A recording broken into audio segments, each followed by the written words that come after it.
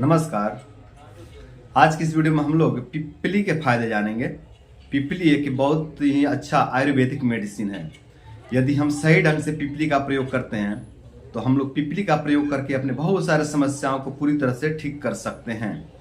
तो आज की इस वीडियो में हम लोग पिप्पली के बारे में पूरी जानकारी लेंगे कि पिप्पली किस तरह की औषधि है, इसका गुण धर्म तासीर क्या है, पिप्पली किसे लेना चाहिए किसे नहीं लेना चाहिए और कितनी मात्रा में लेनी चाहिए, इसके बारे में पूरी विस्तार से जानकारी लेंगे। तो पहले हम पिप्पली की पहचान जान लेते हैं कि इसकी मतलब पहचान कैसी होती है, ये दिखती कैसी है ना। तो अगर हम पिप्पली की बात करें तो ये ऐसी दिखती है। देखिए ये है पिप्पली, है ना, ये पिप्पली है और ये बहुत ही अच्छा जो है कि बहुत ही उत्तम प्रकार की अग्निवर्धक मेडिसिन है। आज के समय में बहुत लोग जो है कि मंदाग्नि की समस्या से परेशान है, अग्निमंद की समस्या से परेशान है ना। और मंदाग्नि होने के बाद बहुत सारे समस्याएं होते हैं। मंदाग्नि तो एक मूल समस्या हो गई, फिर इसके बहुत सारे उपद्रव होते हैं, बहुत सारे अनंत उपद्रव होते हैं। इसके गणना नहीं की जा सकती, गिनती नहीं किया जा सकता कितने समस्याएं हो सकते हैं अग्निमंद होने के बाद, है ना। तो इस तरह की समस्या से बहुत से दोस्त मित्र, बहुत से भाई बंधु माता बहन परेशान है मंदाग्नि की समस्या से, है ना। और महंगी महंगी दवाइयाँ कराते रहते हैं पर अग्नि जो है कि बढ़ती ही नहीं है। तो महंगी दवाइयाँ खाने की आवश्यकता नहीं है। आपके घर में, आपके आयुर्वेद में ऐसे ऐसे औषधियाँ हैं, छोटे छोटे ऐसे ऐसे औषधियाँ हैं जो आपको मंदाग्नि रोग से मुक्त कर सकती हैं। तो आज की इस वीडियो में हम लोग पिप्पली के बारे में पूरी विस्तार से जानकारी लेंगे कि इसका हम किस तरह से प्रयोग करके और इसका लाभ ले सकते हैं। तो पहले हम इसके फायदे की बात कर लेते हैं, फिर वीडियो के आखिरी में हम लोग इसके सेवन विधि की बात करेंगे।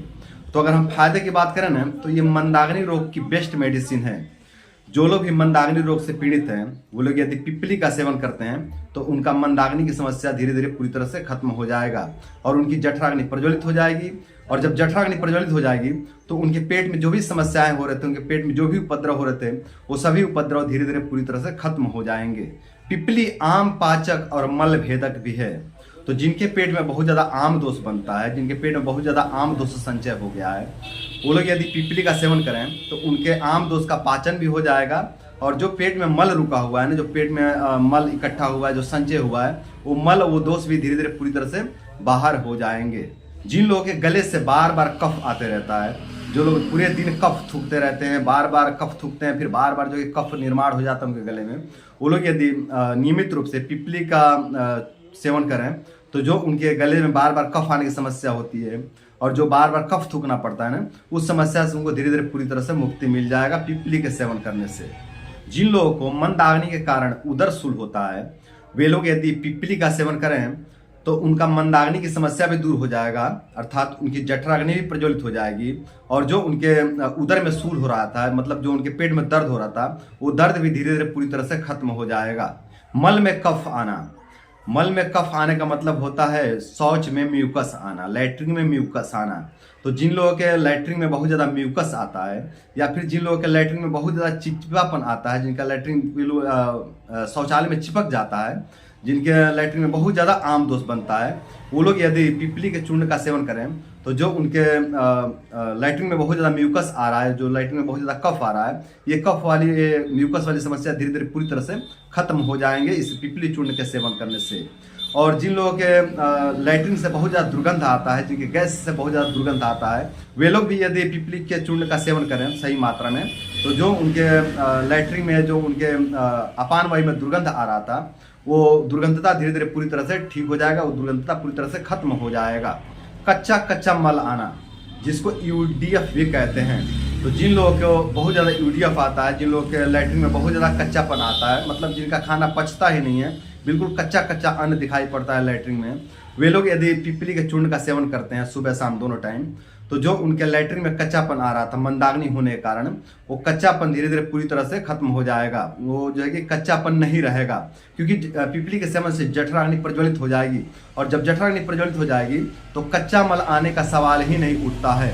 जो भी मल निकलेगा वो पक करके निकलेगा और अच्छे से खाना का पाचन होगा और जब खाने का अच्छे से पाचन होगा ना तो खाया पिया शरीर में लगेगा और जब खाया पिया शरीर में लगेगा तो शरीर को एनर्जी मिलेगा, शरीर को बल की प्राप्ति होगा और शरीर में नया जो कि रस, रक्त, मांस, मेद, अस्थि, मज्जा, शुक्र का निर्माण होगा। जठर अग्निमंद होने के कारण जिन लोगों को अफारा की समस्या होती है, मतलब अग्निमंद हो गई है और अग्निमंद होने के बाद जो है कि बहुत ज़्यादा गैस बनता है पेट में और पेट बिल्कुल बाहर की तरफ फूल जाता है, पूरा भर जाता है गैस से, जिनको भी इस तरह की समस्या होती है वे लोग यदि पिपली के चूर्ण का सेवन करते हैं तो जो उनका अफारा की समस्या है, जो उनका गैस बनने वाली समस्या है, जो पेट फूलने वाली समस्या है, ये समस्या धीरे धीरे पूरी तरह से खत्म हो जाते हैं।